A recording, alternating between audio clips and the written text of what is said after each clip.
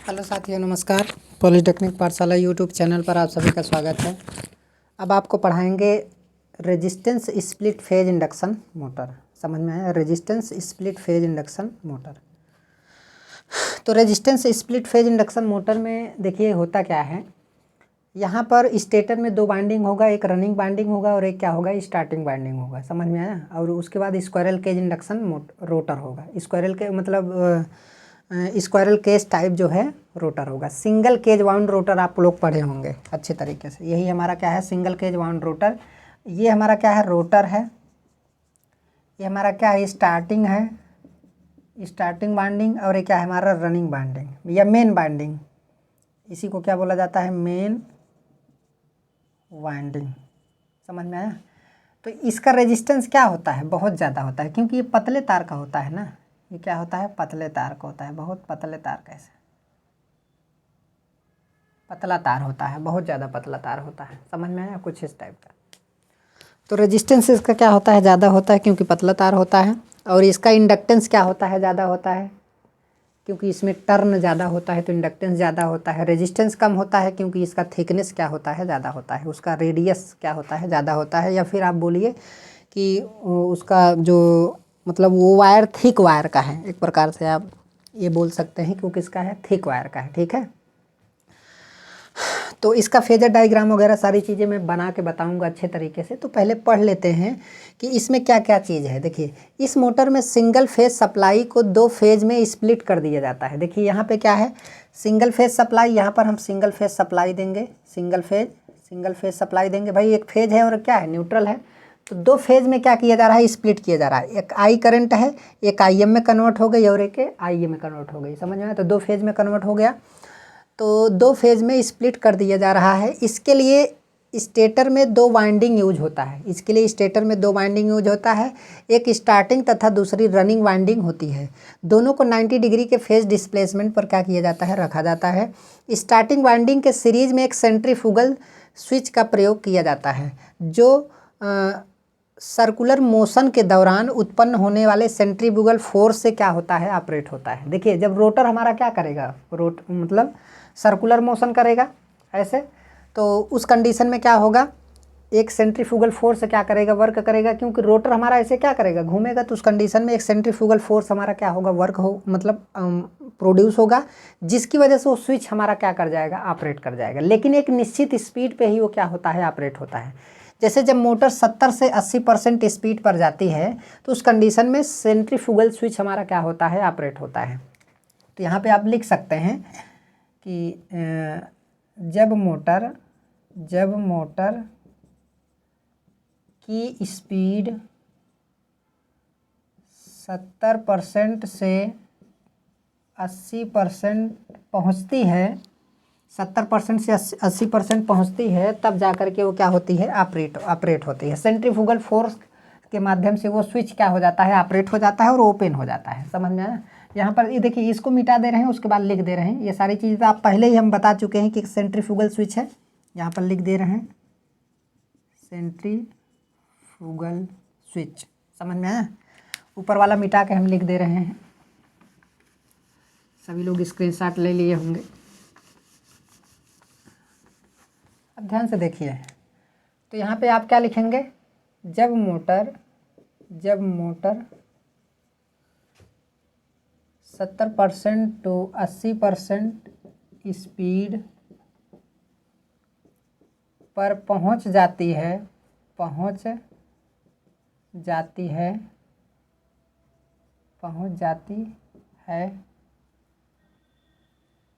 तो यह switch off हो जाता है,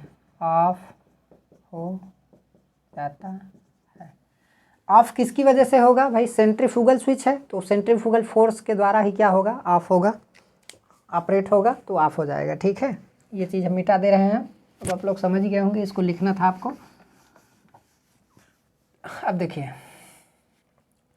तो स्टार्टिंग वाइंडिंग के सीरीज में सेंट्रीफ्यूगल स्विच का प्रयोग किया जाता है, जो सर्कुलर मोशन के दौरान उत्पन्न होने वाले सेंट्रीफ्यूगल फोर्स से ऑपरेट होती है जब मोटर स्पीड। ये चीज़ आप पढ़ चुके हैं। ठीक है, इसको भी मिटा दे रहे हैं सभी लोग। अब उसके बाद क्या है, स्टार्टिंग वाइंडिंग की बात करें। Starting winding auxiliary winding high resistive तथा थिन वायर का बना होता है। समझ में आया। इसका इंडक्टेंस लो होता है। इंडक्टेंस को लेस करने के लिए इसमें टर्न जो है मेन वाइंडिंग से क्या होते हैं, कम होते हैं। समझ, इसमें टर्न क्या होते हैं, मेन वाइंडिंग से कम होते हैं। अगर मेन वाइंडिंग की बात करें, मेन वाइंडिंग या रनिंग वाइंडिंग, समझ में आया, तो ये किसका होता है, थिक वायर का होता है, लो रेजिस्टेंस होता है, हाई लीकेज रिएक्टेंस होता है, इसका मोर टर्न होते हैं क्योंकि हाई लीकेज रिएक्टेंस होता है ना। तो ये सारी चीज़ें तो मैंने आपको पहले ही बता दिया है अच्छे तरीके से। तो यहाँ पर ये चीज़ आप इसमें आपको क्या करना है, लिखना पड़ेगा। वो तो सेल्फ स्टार्ट बनाने में ही हमने वहाँ पर अच्छे तरीके से आपको बता दिया, लेकिन फिर भी यहाँ पर इसे क्या करना पड़ेगा, आपको लिखना पड़ेगा कि कौन सी बाइंडिंग जो है लो रेजिस्टिव है, कौन सी हाई रेजिस्टिव है। समझ में आया। अब ध्यान से देखिए, इसका यक्स ज़्यादा होता है, इसका यक्स क्या होता है, कम होता है। देखिए अगर यहाँ पर ध्यान से देखा जाए तो यहाँ पर एक पॉइंट लिखेंगे, यहाँ पर एक पॉइंट लिखेंगे, x by are ratio, x by are ratio main winding का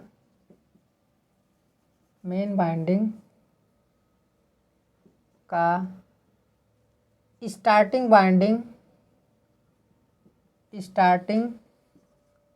वाइंडिंग के एक्स बाई आर रेशियो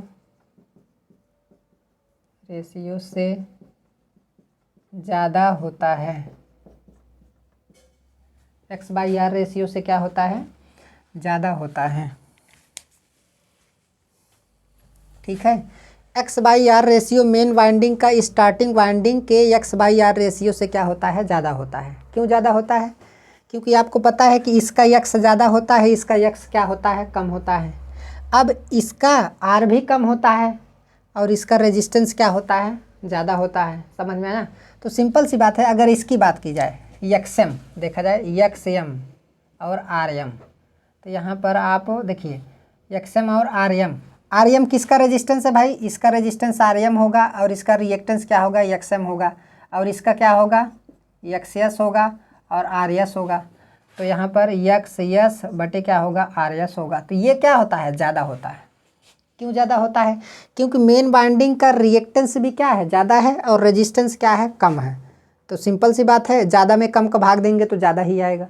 अब दूसरी बात क्या है, इसका ये वाला पार्ट क्या है, कम है। यक्स क्या है, मतलब रिएक्टेंस, लीकेज रिएक्टेंस क्या है, कम है। ये चीज़ हमने आपको पहले ही बताया कि उसका लीकेज रिएक्टेंस क्या होता है, कम होता है। तो लीकेज रिएक्टेंस क्या है, कम है।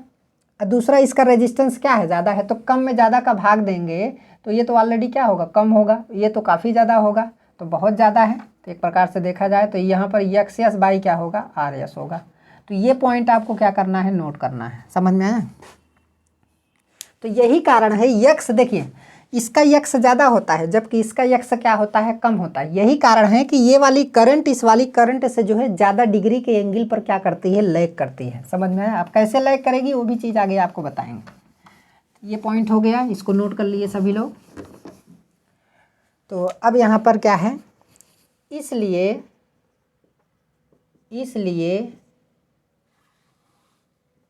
आईएम करंट कौन सी करंट देख ही रहे हैं, आईएम करंट आईएस से या फिर आईएस करंट ऐसे लिखिए, आईएस करंट आईएम से स्मॉलर एंगल से लैग करता है। मान लीजिए यहाँ पर वी वोल्ट की सप्लाई दे रहे हैं, यहाँ पे कौन से वोल्ट की सप्लाई दे रहे हैं, वी वोल्ट की सप्लाई आप दे रहे हैं। समझ में आया। यहाँ पर आप वी वोल्ट की क्या करेंगे, सप्लाई देंगे। तो ये तो दिखाई दे रहा होगा। इसलिए आईएस करंट मतलब इसे आप आईएस करंट मान सकते हैं। कौन सी करंट मान सकते हैं, आईएस करंट मान सकते हैं, क्योंकि ये स्टार्टिंग बाइंडिंग है। तो स्टार्टिंग बाइंडिंग में जाने वाली करंट कौन सी होगी, आईएस करंट होगी। इसमें आईएम करंट होगी, मेन बाइंडिंग की करंट आईएम करंट कहलाएगी। ठीक है। तो अब यहाँ पर ध्यान से देखिए, आईएस करंट कम डिग्री के एंगल पर क्या करेगी, लैग करेगी। कैसे, सोचिए, अब यहाँ पर ये वोल्टेज को हमने रेफरेंस माना कि V वोल्ट हमने सप्लाई दिया, तो इसका एक हम फेजर दिखा रहे हैं। क्या दिखा रहे हैं? फेजर दिखा रहे हैं। तो सोचिए कि ये वाली रेजिस्टेंस, ये वाली क्या है? हाई रेजिस्टिव वाइंडिंग है। ये वाली क्या है? हाई रेजिस्टिव वाइंडिंग है और लो इंडक्टिव है। तो ये सिंपल सी बात है, ये कम डिग्री के कोण पर क्या करेगी? लैग करेगी। ये हमारा क्या होगा?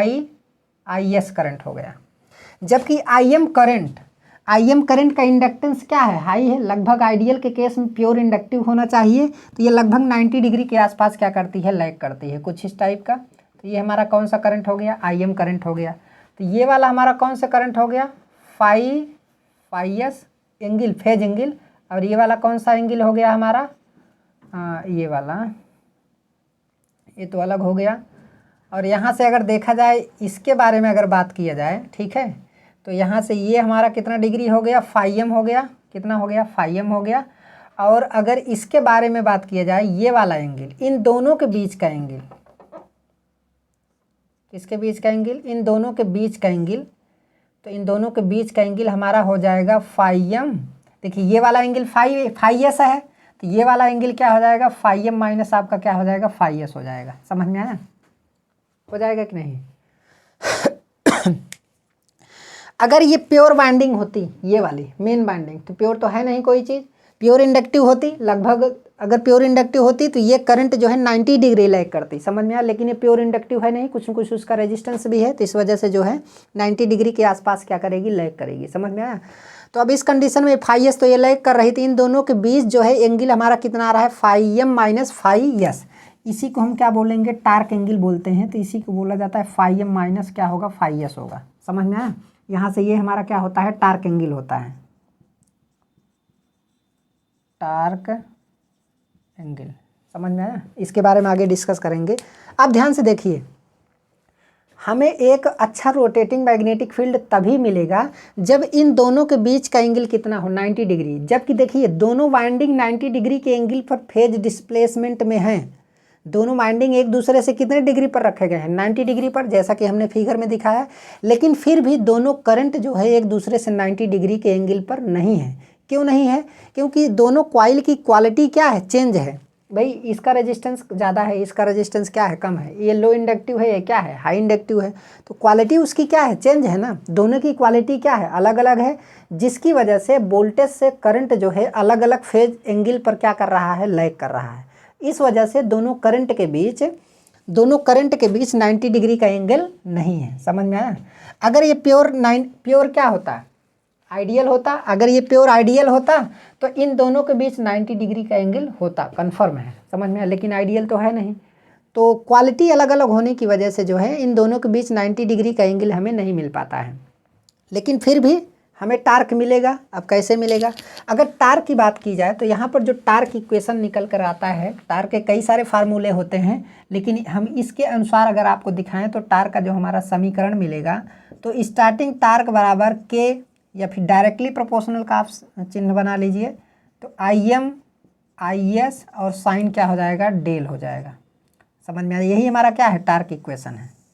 अब इसमें से IM करंट 0 हो जाए या IS करंट 0 हो जाए या डेल का मान 0 हो जाए।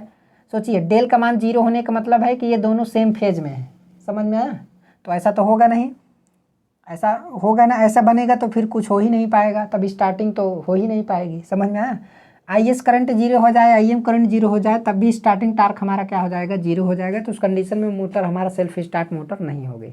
लेकिन अब इन दोनों के बीच कुछ न कुछ एंगल है, तो जब एंगल है तो IS करंट का मान भी 0 नहीं है, IM करंट का मान भी 0 नहीं है और डेल का मान भी 0 नहीं है। तो इसका मतलब स्टार्टिंग टार्क हमें मिल रहा है। तो कितना मिल रहा है? इतना मिल रहा है। समझ में आया? तो अब यहाँ पे TS बराबर आपका K, तो IM IS और क्या है? साइन आपका डेल है। तो स्टार्टिंग टार्क कितना मिल रहा है? तो इसका मतलब जब स्टार्टिंग टार्क मिल रहा है तो हमारा मोटर अपने आप सेल्फ स्टार्ट बन गई है। समझ में आया? तो सेल्फ स्टार्ट क्या हो गई है? बन गई है। लेकिन वास्तव में आपको देखना है कि कैसे जो है एक रोटेटिंग मैग्नेटिक फील्ड बन गया है कि नहीं बन गया है। वो चीज़ कैसे देखेंगे उसके बारे में आगे हम एक फील्ड एनालिसिस करेंगे, उसी के बारे में हम क्या करेंगे? समझेंगे। ठीक है? तो ये तो हमारा रेजिस्टेंस स्टार्ट इंडक्शन मोटर हो गया। अब ध्यान से देखिए, ये जो हमारा एंगल होता है ना, यहाँ पर इन दोनों के बीच का जो एंगल होता है, ये लेमडा का जो एंगल होता है, लेमडा का एंगल अगर यहाँ पर मिटा दिया जाए इसे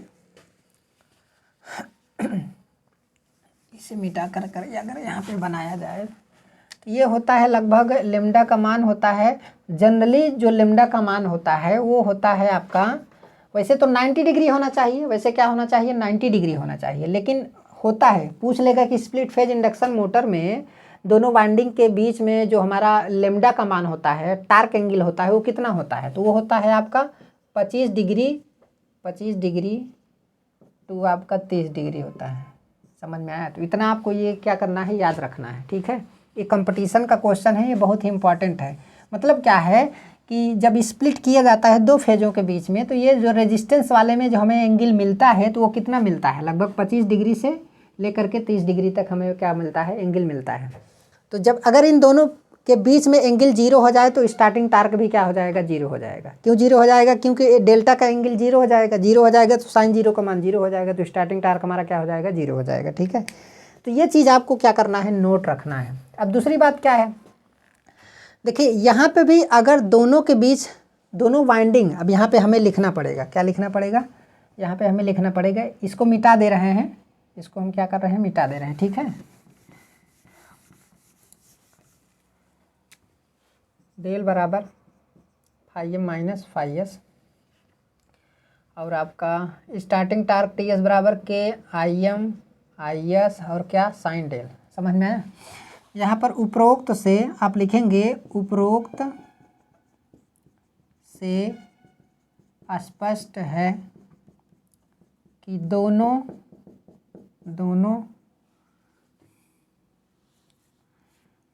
वाइंडिंग 90 डिग्री पर डिस्प्लेस्ड हैं, 90 डिग्री पर स्थापित हैं, ऐसे लिखिए, स्थापित हैं, बाकी तो जान ही रहे हैं, स्थापित हैं, लेकिन फिर भी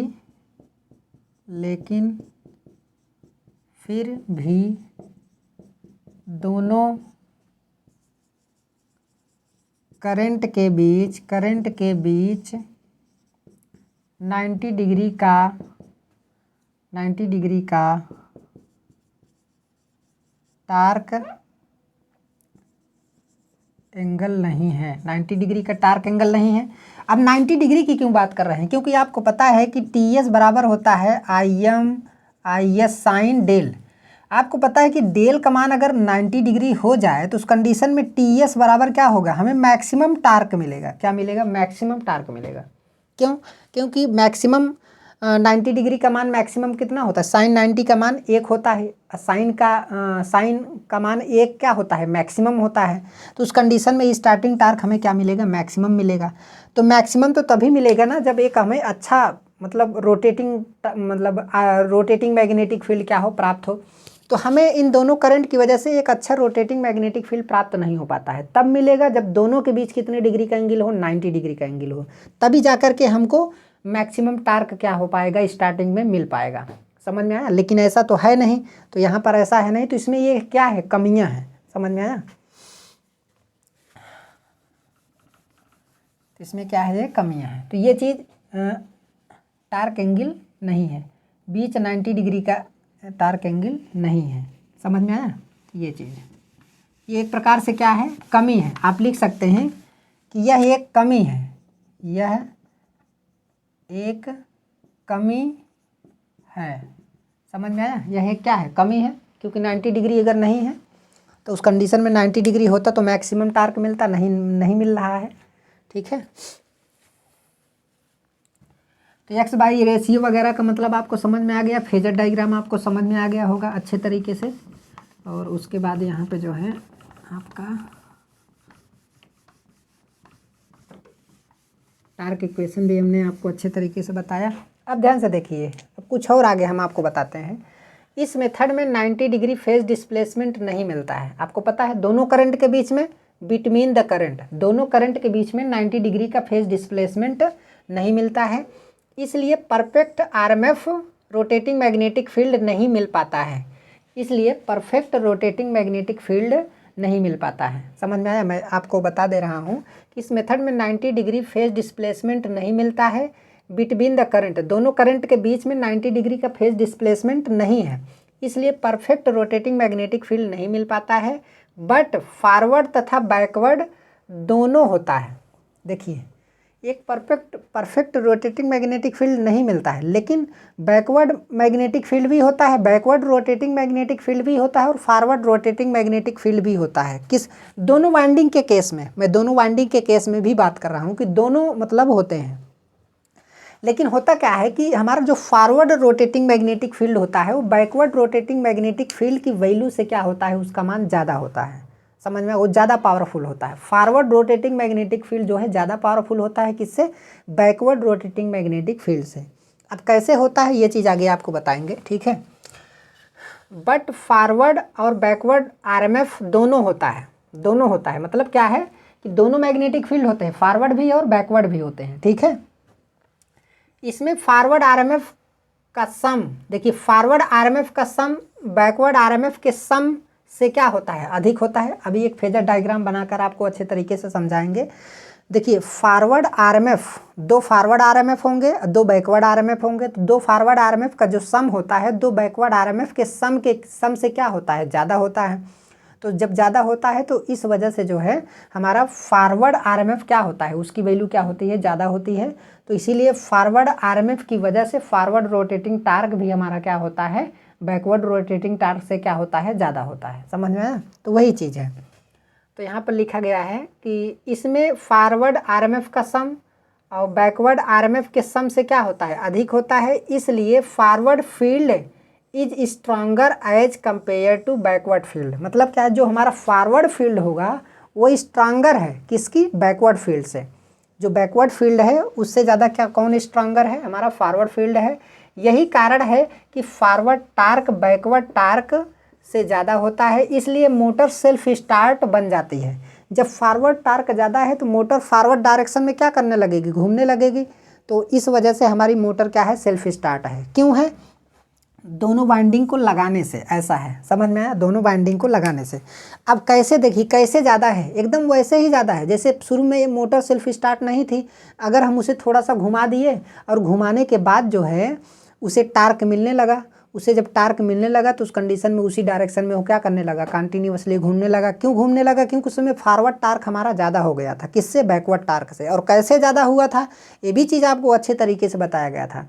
दोनों कंडीशन में स्लिप कमांड निकाल के, ईएमएफ कमांड निकाल करके, फिर उसमें जो है इंडक्शन के कारण रोटर में जो ईएमएफ करंट और फ्लक्स डेवलप हुआ, उन दोनों का रिजल्टेंट निकाल के ये पता चला कि जो है हमारा फॉरवर्ड टार्क ज़्यादा हो रहा है बैकवर्ड टार्क से। समझ में आया? वो सारी चीज़ें पिछले लेक्चर में हमने आपको अच्छे तरीके से क्या की, डिस्क्राइब की हैं, ठीक है। तो ये चीज़ तो हो गया।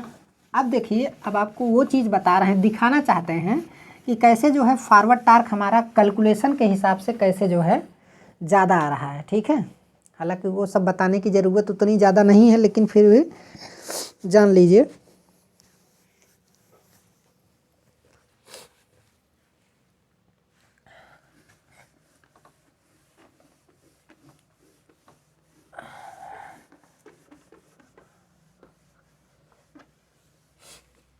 आपको पता है कि एक स्टार्टिंग वाइंडिंग में फ्लक्स होगा, स्टार्टिंग वाइंडिंग भी फ्लक्स डेवलप करेगा, रनिंग वाइंडिंग भी फ्लक्स डेवलप करेगा। तो एक फ्लक्स डेवलप होने का मतलब ये एमएमएफ डेवलप करेगा। क्या डेवलप होगा, एमएमएफ, क्योंकि करंट जाएगी, नंबर ऑफ टर्न का गुणा होगा तो एमएमएफ होगा। तो यम एफ बराबर होता है एन इंटू आई।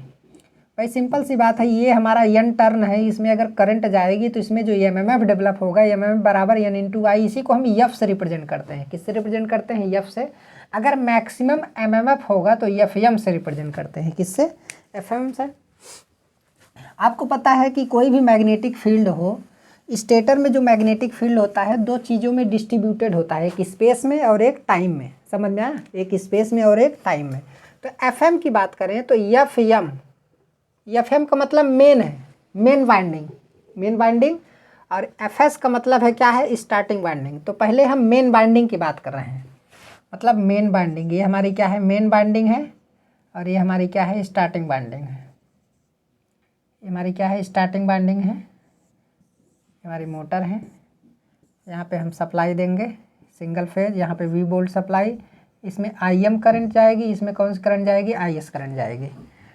समझ में आया, ये चीज़ हो गया। तो इसमें एमएमएफ डेवलप होगा, IM इसका मान लीजिए नंबर ऑफ टर्न n है, n1 है, इसका आपका n2 मान लीजिए, जो भी मान लीजिए, तो IS इंटू n2 एक MMF डेवलप करेगा। स्टार्टिंग बाइंडिंग में एक MMF डेवलप करेगी, जबकि रनिंग बाइंडिंग में एक MMF हमारी क्या होगी, डेवलप करेगी। समझ में आया? तो इसका अगर फार्मूला देखना चाहते हैं तो फार्मूला कुछ इस तरीके का होगा। दो चीज़ों में क्या होता है, डिस्ट्रीब्यूटेड होता है। अब आपको पता है, एक फेजर डायग्राम भी आपको अच्छे तरीके से पता है, अगर नहीं जानते हैं तो जान ही लीजिए। ये V है, ये हमारा क्या है, IA है, और ये हमारा क्या है आपका IM है। ये फाई ये है, और ये हमारा क्या है, फाई M है। इन दोनों के बीच फाई M माइनस क्या है, फाई A है कि नहीं? तो ये चीज़ तो आप पढ़ ही चुके हैं। अब ध्यान से देखिए, तो भाई मेन बाइंडिंग में कौन सी करंट जा रही है, मेन करंट जा रही है। तो यहाँ पर क्या होगा कि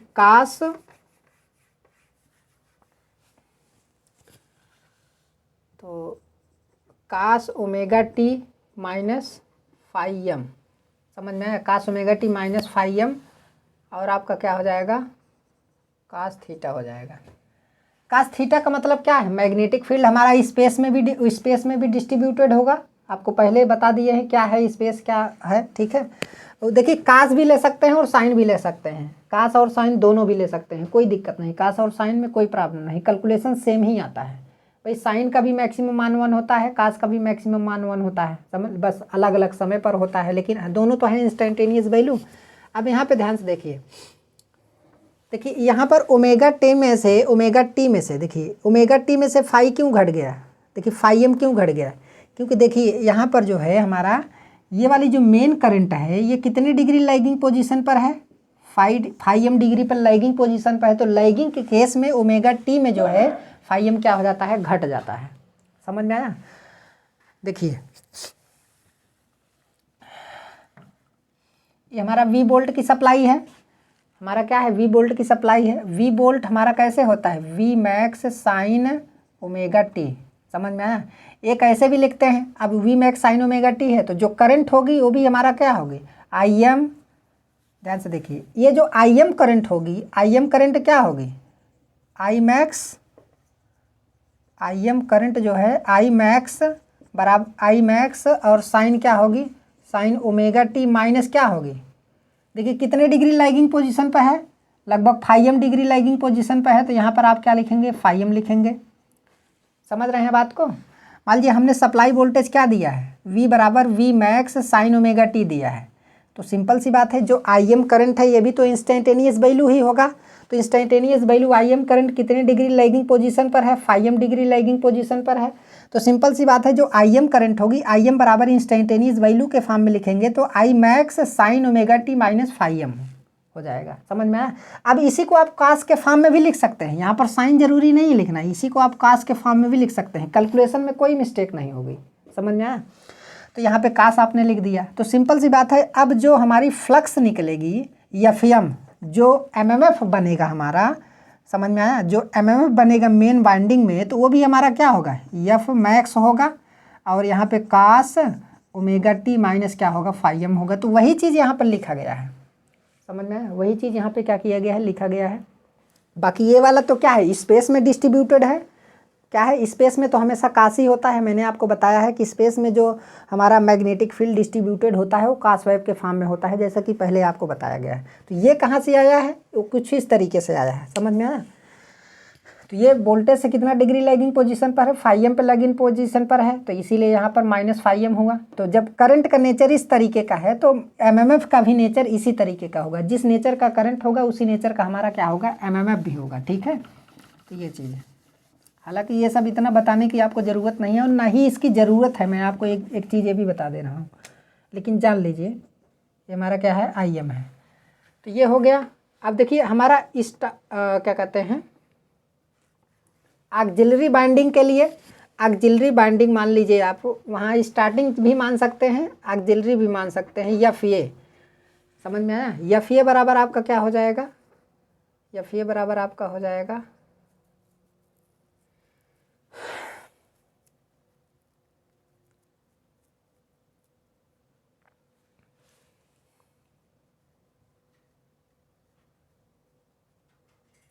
हमको लगता है यहाँ पे जो है FM/2 होगा। समझ में आया। एफ एम बाई 2 होगा, एफ मैक्स लिख दीजिए यहाँ पे, कोई दिक्कत की बात नहीं है, समझ में आया। तो यहाँ पर आपका एफ मैक्स बाई 2 होगा। तो यहाँ पर कास ओमेगा टी, ध्यान से देखिए। अब ये के लिए ऑक्सिलरी के लिए ये वाली ऑक्सिलरी करंट है भाई, इसमें जो करंट जाएगी इसी को आप स्टार्टिंग करंट या ऑक्सिलरी करंट मान सकते हैं। तो ये हमारी ऑक्सिलरी करंट है, कितना डिग्री लैगिंग पोजीशन पर है, 5 डिग्री लैगिंग पोजीशन पर है। तो कास ओमेगा टी माइनस क्या हो जाएगा, 5 हो जाएगा, समझ में आया। और बाकी ये वाला क्या हो जाएगा हमारा कास थीटा, ये ऑक्सिलरी बाइंडिंग है ना, ये क्या है ऑक्सिलरी बाइंडिंग है। तो इस मेन बाइंडिंग से ए वाली बाइंडिंग कितने डिग्री एंगल पर है, 90 डिग्री पर है, 90 डिग्री लीडिंग पोजीशन पर है, देख रहे हैं कि नहीं। ये ऑक्सिलरी बाइंडिंग अगर ऐसे देखेंगे तो कितने डिग्री पर है, 90 डिग्री पर है। 90 डिग्री किस पोजीशन पर है, लीडिंग पोजीशन पर है। तो लीडिंग के केस में ऐड करते हैं, तो यहाँ पर कास क्या लिखेंगे, कास थीटा प्लस क्या लिखेंगे, 90 डिग्री लिखेंगे, समझ में आया भाई। सिंपल सी बात है, इससे कितने डिग्री पर है, 90 डिग्री पर है। तो यहाँ पर तो पहले क्या था, कास थीटा था, तो अब क्या होगा, थीटा में 90 डिग्री क्या हो जाएगा, जुड़ जाएगा, तभी तो लीडिंग पोजीशन पर होगा, समझ में आया। तभी क्या होगा, लीडिंग पोजीशन पर होगा। तो ये हमारा 2 इक्वेशन निकल करके आता है, एक मेन वाइंडिंग का और एक रनिंग वाइंडिंग। भाई मेन वाइंडिंग के भी फ्लक्स जो है टाइम और स्पेस में डिस्ट्रीब्यूटेड होंगे, और स्टार्टिंग वाइंडिंग के भी फ्लक्स टाइम और स्पेस में डिस्ट्रीब्यूटेड होंगे। ये वाला स्पेस एंगल है और ये वाला क्या है, टाइम है, ठीक है।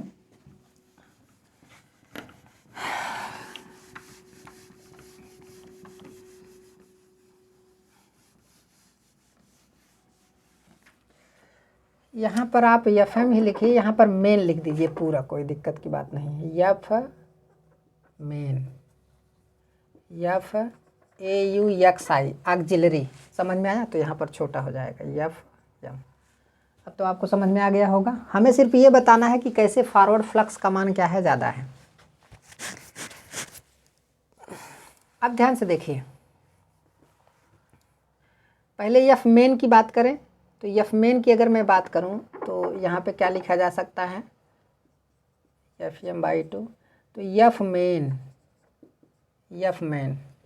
तो एफ मेन बराबर इसका अगर डेरिवेशन करेंगे, थोड़ा और बढ़ा के लिखेंगे तो कैसे लिखेंगे, ध्यान से देखिए। कास, देखिए ये क्या है, सिंपल सी बात है, कास ए कास बी, कास ए कास बी का आप फार्मूला लगा देंगे। तो कास ए कास बी का फार्मूला लगाएंगे तो उस कंडीशन में कैलकुलेशन में क्या आएगा, cos theta plus omega T और माइनस क्या होगा, 5m होगा कि नहीं, ये वाला आएगा। फिर प्लस आएगा आगे, फिर उसके बाद जो है cos theta minus omega T और आपका प्लस 5m आएगा, ठीक है। ये हमारा हो गया कि नहीं। तो यहाँ पर ये वाला हो गया। तो जब ये आप क्या करेंगे, इसे सॉल्व करेंगे, ट्रिग्नोमेट्री में जाएंगे तो सॉल्व करेंगे तो कुछ इस तरीके का आएगा। अब एफ ऑक्सिलरी की बात करें, एफ ऑक्सिलरी एक्स आई, तो अगर बात करेंगे तो इस कंडीशन में क्या लिखेंगे भाई, यहाँ पे एफ एम बाई 2 भी तो होगा, एक चीज़ ये भी ध्यान देना है, बराबर एफ एम बाई 2, ये कोष्ठक में होगा, ये सभी किस में होंगे, कोष्ठक में होंगे। तो यहाँ पर आपका एफ एम बाई क्या हो जाएगा, 2 हो जाएगा। तो यहाँ पर लिखेंगे cos theta minus omega T, क्या लिखेंगे, ऑक्सिलरी के लिए क्या लिखा जाएगा, अगर फार्मूला आप लगाएंगे तो क्या होगा, cos theta plus omega T, theta plus omega T, ठीक है, और प्लस 90 माइनस 5a, क्या होगा 90 माइनस 5a। और उसके बाद जो है ये एक अलग आपका एंगल है, इतना एंगल आपका अलग है। फिर उसके बाद प्लस, यहाँ पर आप बड़ा लगाएंगे, फिर यहाँ पे प्लस आपका cos theta minus omega t, फिर plus theta minus omega t plus 90 plus 5, इतना कैलकुलेशन करने के बाद इतना आया। आप अपना कैलकुलेशन करके देख सकते हैं, कोई दिक्कत की बात नहीं है, ठीक है। इसमें ऐसा नहीं कि मैं अलग करा रहा हूँ, हालांकि ये सब बताने की ज़रूरत नहीं, लेकिन फिर भी आपको जानना ज़रूरी है एक प्रकार से अगर देखा जाए। देखिए एफ मेन का एक्सप्रेशन इतना हुआ, ठीक है। यहाँ पर थीटा प्लस ओमेगा टी आ रहा है, थीटा प्लस ओमेगा टी आ रहा है, यहाँ पर थीटा माइनस ओमेगा टी, यहाँ पर थीटा प्लस ओमेगा टी, और यहाँ पर जो है थीटा माइनस ओमेगा टी आ रहा है, ठीक है। यहाँ पर जो है हमारा थीटा माइनस ओमेगा टी आ रहा है। तो यहाँ पर देखिए, ध्यान से देखिए, यहाँ पर थीटा माइनस ओमेगा टी आ रहा है और यहाँ पे भी थीटा माइनस ओमेगा टी आ रहा है। तो ये जो हमारा दोनों कंपोनेंट हैं, अगर ये वाला इन दोनों कंपोनेंट की बात करेंगे तो ये फॉरवर्ड कंपोनेंट है, फॉरवर्ड फील्ड। और ये जो दोनों कंपोनेंट हैं ये बैकवर्ड फील्ड है, जिसमें प्लस का सिंबल है, theta plus omega T, theta plus omega T. समझ में आया? ये बैकवर्ड फील्ड है, बैकवर्ड फील्ड। समझ में आ गया? ये क्या है? हमारा बैकवर्ड फील्ड है। तो अब यहीं पर हमें कर्व जो है फेजर डायग्राम को क्या करना है, समझना है। और फेजर डायग्राम के अनुसार ही हम ये समझ पाएंगे कि कैसे जो है फॉरवर्ड फील्ड की वैल्यू ज़्यादा है कि बैकवर्ड फील्ड की वैल्यू क्या है, ज़्यादा है। समझ में आया? तो ये दोनों किसका काम है? ये दोनों क्या है? फॉरवर्ड फील्ड है और ये दोनों क्या है? बैकवर्ड फील्ड है। समझ में आया? जिसमें थीटा प्लस ओमेगा टी है, जिसमें प्लस आ रहा है यहाँ पे, ठीक है। ये प्लस वाले दोनों क्या हैं? दोनों प्लस वाले क्या है? बैकवर्ड हैं। माइनस वाले क्या है? फॉरवर्ड है। ये चीज़ आपको पहले भी क्या किया गया था? बताया गया था, ठीक है। तो इसको हम मिटा दे रहे हैं। अब ध्यान से देखिए,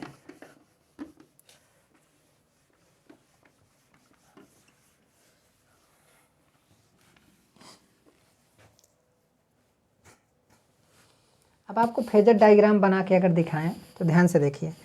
पहले आप फॉरवर्ड का देखें।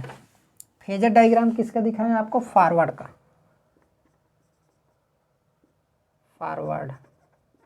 फॉरवर्ड का फेजर डायग्राम दिखाएं। अब मान लीजिए कि ये वाला पोर्शन हमारा क्या है?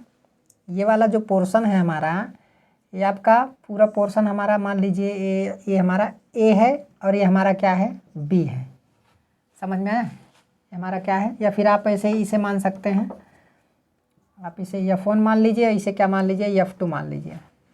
समझ में आया? फॉरवर्ड फील्ड क्या है हमारा? फॉरवर्ड फील्ड F1 और क्या है? F2 है, ठीक है। अब ध्यान से देखिए, अब मान लीजिए कि ये हमारा कोई रेफरेंस है, इसे हम क्या माने हैं भाई? F2 माने हैं, ठीक है। अब ये वाला मान लीजिए कि ये हमारा कोई क्या है? रेफरेंस है, इसे रेफरेंस माने हैं और ये 90 डिग्री पर ऐसे कुछ रेफरेंस हमने मान लिया है, ठीक है। ये हमारा क्या है? रेफरेंस है। समझ में आया? अब F2 को देखिए, किसको देखिए? F2 को। तो F2 जो है इस एंगल से कितना डिग्री लीड कर रहा है? 5m degree. समझ रहे हैं कि नहीं? मान लीजिए एक रेफरेंस एंगल हमारा क्या है? थीटा माइनस ओमेगा टी है। तो इस एंगल से जो है ये कितना डिग्री एंगल लीड कर रहा है? कितना डिग्री F2 हमारा लीड कर रहा है? ये पूरे में देखिए, ये जो हमारा एंगल है इसमें प्लस कितना? 5m है। तो इसका मतलब F2 रेफरेंस जो है 5m डिग्री क्या करेगा? लीड करेगा, क्योंकि ऐड हो रहा है। तो ये हमारा क्या हो गया? F2 मान लीजिए हमारा यहाँ पर है, ये हमारा क्या है? F2 है। हमारा क्या है? F2। 5m भाई ज़्यादा होगा, सिंपल सी बात है। 5m को मान क्या होगा? ज़्यादा होगा। F2 है, ठीक है। अब ध्यान से देखिए, यहाँ पे भी क्या है? थीटा माइनस ओमेगा टी है, लेकिन ये कितना डिग्री लीड कर रहा है? 90 + 5 डिग्री लीड कर रहा है। इसका मतलब है कि भाई सिंपल सी बात है, यहाँ से इसी रेफरेंस से लेंगे, लीड कर रहा है, प्लस जा रहा है तो ऐसे जाएगा। देखिए जब लैगिंग पोजीशन होती है ना तो ऐसे होती है, इस साइड जाता है, लेकिन जब लीडिंग की बात आती है तो एंटी क्लॉकवाइज चलता है, ठीक है। देखिए यहाँ पर थीटा माइनस ओमेगा टी में से प्लस ऐड हो गया, यहाँ पर क्या हो गया? ऐड हो गया। यहाँ पे भी ऐड हुआ, लेकिन यहाँ पर 5m केवल था, यहाँ पर 90 + 5 था। यहाँ पर 90 प्लस क्या है? 5 है। तो पहले तो यहाँ से कितना डिग्री जाएगा? 90 डिग्री जाएगा। अब कितना डिग्री जाएगा? मान लीजिए 5 डिग्री है, तो यहाँ से आपका 5 डिग्री हो गया। तो ये हमारा कितना हो गया भाई? 5 हो गया, 5। तो यहाँ से यहाँ तक कितना हो गया बताइए? 90 + 5 हो गया, 5। तो ये हमारा क्या हो गया? F1 हो गया कि नहीं? समझ में आया? ये हमारा क्या हो गया? F1 हो गया। तो ये हमारा फेजर डायग्राम बना। मतलब ये दोनों फॉरवर्ड फील्ड हैं। ये दोनों क्या है? फॉरवर्ड। दोनों मतलब फॉरवर्ड डायरेक्शन में क्या कर रहे हैं? रोटेट कर रहे हैं। हमें ये देखना है कि जो फॉरवर्ड फील्ड दोनों हैं, इन दोनों का रिजल्टेंट कितना आ रहा है। इन दोनों का रिजल्टेंट बैकवर्ड फील्ड के रिजल्टेंट से ज़्यादा है कि कम है? समझ में आया? अब ध्यान से देखिए, ये हो गया। अब मैं आपको यहाँ पे समझा दे रहा हूँ। देखिए फॉरवर्ड वाले को हटा दे रहे हैं, इसको अब हटा दे रहे हैं, ये तो आप लोग समझ गए होंगे। एक बार मैं फिर समझा दूँ। देखो F2 जो है, F2 में क्या है, फाइम लीड कर रहा है, तो ये हमारा रेफरेंस है, ये हमारा क्या है, रेफरेंस लाइन है। इस लाइन से जो है हमारा F2 कितनी डिग्री गया है बताइए, 5 डिग्री गया है। F2 हमारा फाइम गया है ना, ध्यान से देखिए। हालांकि इसका हम एंगल जो है नहीं दिखा पाए हैं, यहाँ से अगर देखा जाए तो ये हमारा क्या होगा, फाइम होगा। समझ में आया? फाइम डिग्री हो गया। और उसके बाद जो है हमारा ये जो F1 है, F1 ये हमारा F1 देखिए 90 + 5 ये है। तो पहले तो हमारा जो रेफरेंस है कितने डिग्री जाएगा, 90 डिग्री। फिर उसके आगे कितने डिग्री जाएगा, उसमें 5 ये और ऐड कर देंगे, तो 5 ये हो गया। तो 90 प्लस क्या हो गया, 5 ये हो गया। समझ में आया? ये आपको समझ में आ गया। अब उसके बाद क्या है, अब इसको हम मिटा दे रहे हैं, इसको हम मिटा दे रहे हैं, ये वाला कंपोनेंट मिटा दे। ये तो फॉरवर्ड वाला हो गया, ये क्या हो गया, फॉरवर्ड वाला हो गया। अगर मैं बैकवर्ड की बात करूं तो बैकवर्ड फील्ड को कैसे दिखाएंगे, ध्यान से देखिए। देखिए देखो दोनों में क्या है, थीटा प्लस ओमेगा टी है, यहाँ पे भी थीटा प्लस ओमेगा टी है। तो ये एक हमारा रेफरेंस होगा। तो मान लीजिए हमारा क्या है, ये रेफरेंस है, एक हमारा, हम कुछ इस तरीके का रेफरेंस माने हैं ऐसे। हमारा क्या है, रेफरेंस है, ठीक है, हमारा क्या है, रेफरेंस है। अब ध्यान से देखिए, यहाँ पर ये देखिए, वहाँ पर प्लस था, इस केस में क्या था, प्लस था, तो लेकिन यहाँ पे क्या आ गया, माइनस। तो रेफरेंस से ये फाइम डिग्री क्या करेगा, लैग करेगा। मतलब क्या है, यहाँ से हम फाइम डिग्री नीचे चलेंगे। तो फाइम डिग्री नीचे चलने का मतलब क्या है, यहाँ पे है हमारा। अब इसे ध्यान से देखिए, F3 मान लीजिए और इसे क्या मान लीजिए, F4 मान लीजिए। समझ में आया? इसे F3 मान लीजिए और F क्या मान लीजिए, 4 मान लीजिए। या फिर आप इसे FB1 मान लीजिए या B2 मान लीजिए। बैकवर्ड फील्ड है, क्या है, बैकवर्ड फील्ड 2, बैकवर्ड फील्ड 1। समझ में आया? तो अब यहाँ पर क्या है, ये फाइम है, तो माइनस यहाँ पर क्या दिखाएंगे आप, फाइम दिखाएंगे। लैगिंग पोजीशन पे है ना, यहाँ पर माइनस है, तो ये नीचे की तरफ जाएगा। समझ में आया? तो ये हमारा क्या हो गया, नीचे दिखाई दे रहा है। सिंपल सी बात है, FB1। समझ में आया? F क्या है, B1। अब ध्यान से देखिए, यहाँ पर अब प्लस आ गया, पहले तो माइनस था, लेकिन अब यहाँ पे क्या आ गया, प्लस आ गया। तो प्लस 90 माइनस क्या होगा, 5 ये होगा। प्लस 90 माइनस क्या होगा, 5 ये होगा। तो मान लीजिए यहाँ से यहाँ तक का एंगल कितना है, मान लीजिए देखिए 90 माइनस 5, ये तो हमारा, हम तो मतलब रेफरेंस से ही लेंगे। समझ में आया? तो यहाँ से यहाँ तक कितना है, 90 है, तो 90 माइनस 5 ये करना है। तो मान लीजिए ये वाला एंगल हमारा कुछ कितना है, ये वाला एंगल हमारा कितना है भाई, ये वाला एंगल हमारा कितना है, ये वाला एंगल अगर हमारा 5 ये हो जाए तो ये कितना होगा बताइए, ये 90 माइनस 5 ये हो जाएगा कि नहीं। तो यहाँ से यहाँ तक का जो एंगल होगा हमारा, यहाँ से यहाँ, तो इस रेफरेंस से ले करके यहाँ से यहाँ तक का जो एंगल होगा वो हमारा क्या होगा, तो 90 माइनस 5 ये, यहाँ से यहाँ तक का जो एंगल होगा कितना डिग्री है, 90 माइनस 5 ये। तो ये हमारा क्या है बताइए, यही तो है, FB2 है, FB2 है। समझ में आया? तो ये क्या है। अब अगर इन बैकवर्ड फील्ड का रिजल्टेंट अगर निकालें तो सोचिए कैसे निकलेगा, कुछ इस तरीके का निकलेगा। ऐसे आप पैरेलल बनाएंगे, पैरेललोग्राम बनाएंगे और यहाँ से ऐसे रिजल्टेंट हमारा निकलेगा।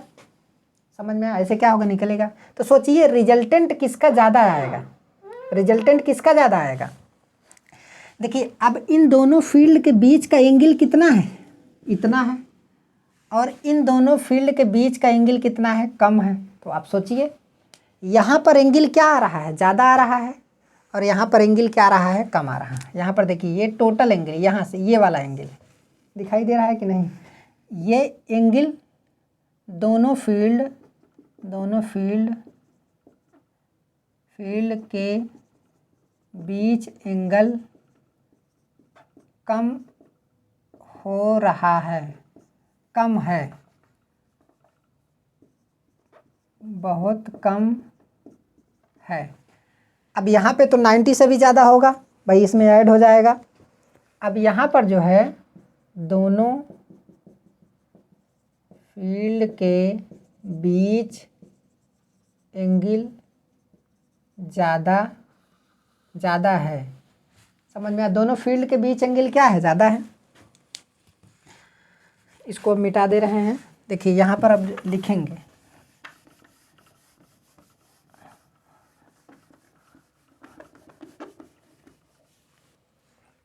देखिए यहाँ पर क्या है, यहाँ पर एंगल क्या है? कम है। तो फॉरवर्ड के केस में एंगल कम होने से फॉरवर्ड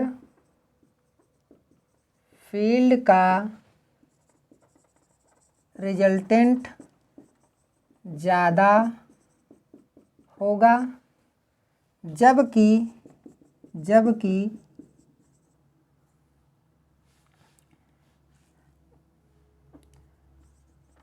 बैकवर्ड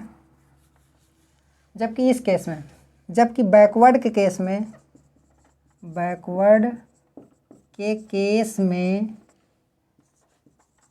एंगल, दोनों फील्ड के बीच एंगल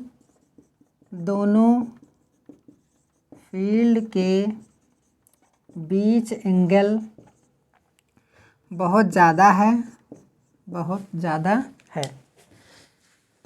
दोनों फील्ड के बीच एंगल बहुत ज़्यादा है, इसलिए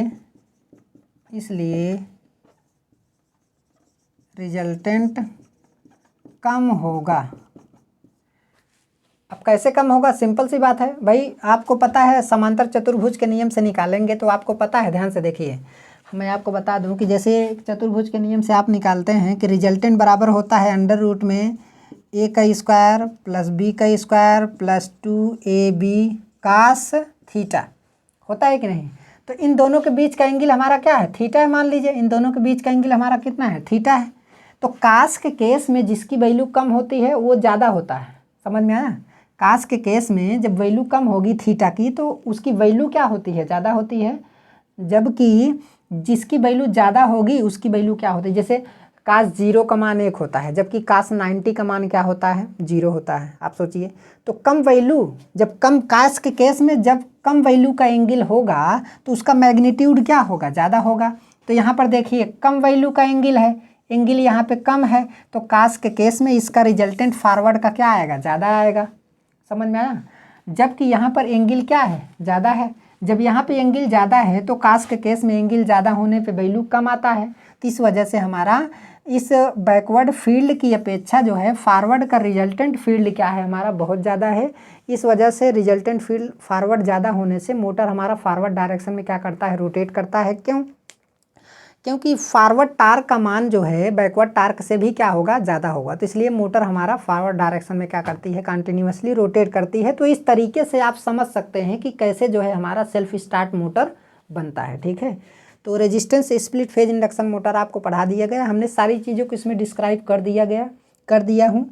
इसके बाद इसमें बाकी कुछ बचा हुआ नहीं है। ठीक है, अभी बहुत सारे एप्लीकेशंस वगैरह हैं, तो वो सारी चीज़ें आपको अपने आप से पढ़नी चाहिए। वो सब चीज़ें यहाँ पे पढ़ाने की ज़रूरत नहीं है, लेकिन जो मेन कॉन्सेप्ट था डीप तक हमने आपको अच्छे तरीके से बता दिया। तो आज का क्लास यहीं तक। धन्यवाद।